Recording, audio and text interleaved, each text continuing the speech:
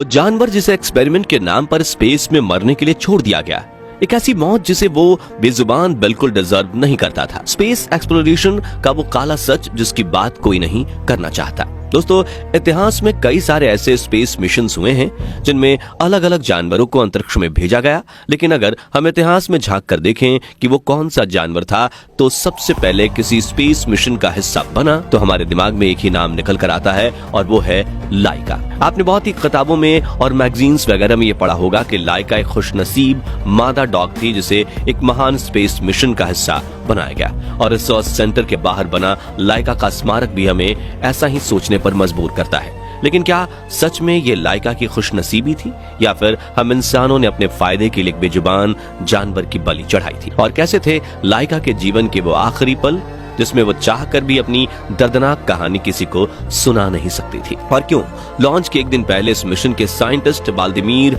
लाइका को अपने घर ले गए थे? इन सवालों के जवाब आज हम आपको इस वीडियो में देने वाले हैं। ये एक ऐसी अनकही सच्ची घटना है जिसे सुनकर आपकी आंखें नम हो जाएंगी, इसलिए वीडियो को अंत तक जरूर देखिएगा।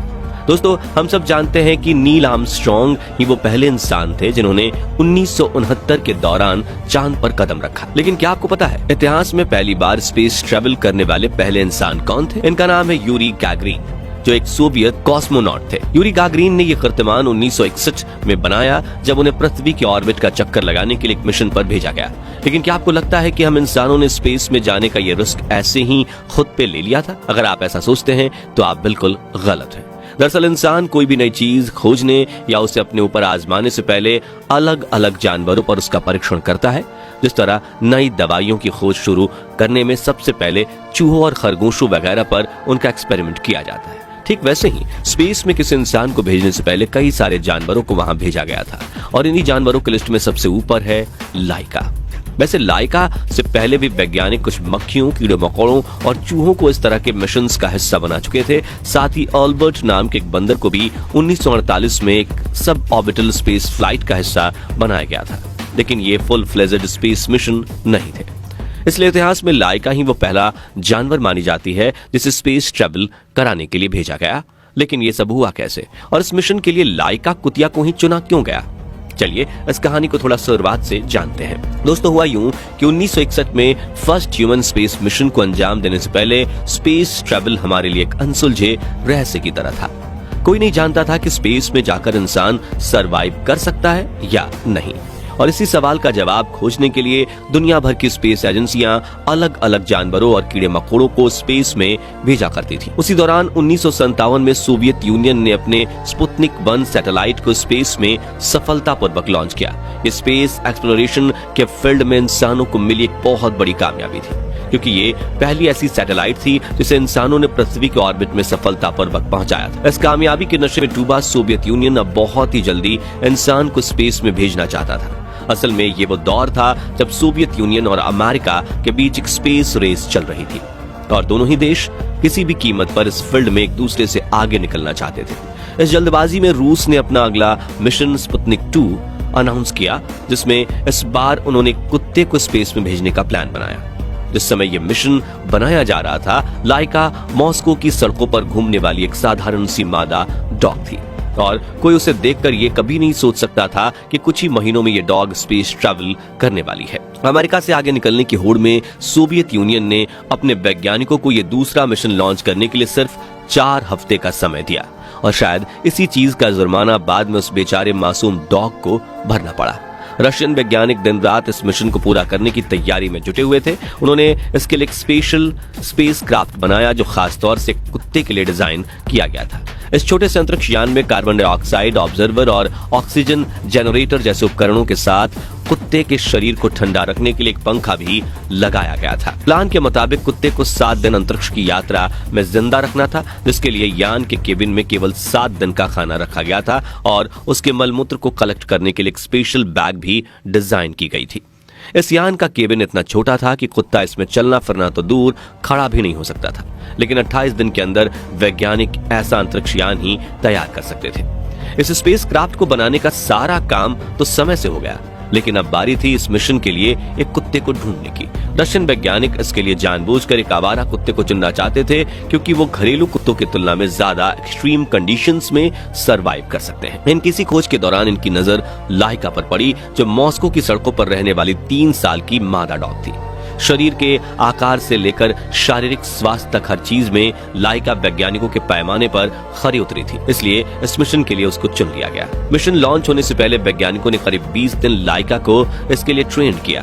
उन्होंने इसे जानबूझकर हुबहू स्पेसक्राफ्ट के केबिन जैसे पिंजरे में रखा, ताकि लाइका को इसकी आदत हो जाए। भविष्य से बेखबर बेचारी लाइका वैज्ञानिकों के हर एक टेस्ट को पास करती गई। यहाँ हम आपको बता दें कि उस दौर के वैज्ञानिक स्पेस में जाने का तरीका तो खोज चुके थे, लेकिन वहां से लौटना कैसे है इसका उन्हें कोई अंदाजा नहीं था। यानी ये एक सुसाइड मिशन था, जिसमें लाइका का मरना तो तय था।